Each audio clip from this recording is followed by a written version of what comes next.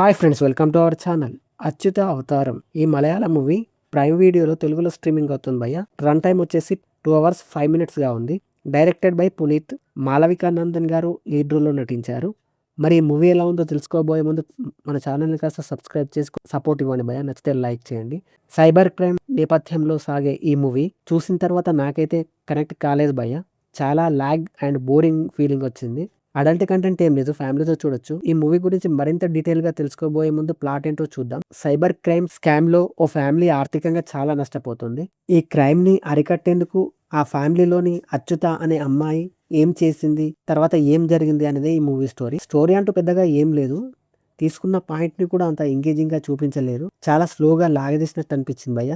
చిన్న పాయింట్ను తీసుకొని మూవీ అంతా లాగదీసినట్టు అనిపించింది.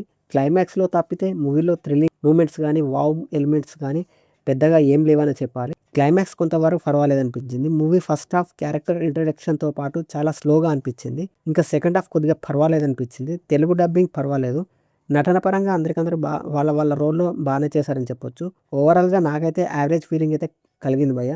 That's it guys. Thank you for watching.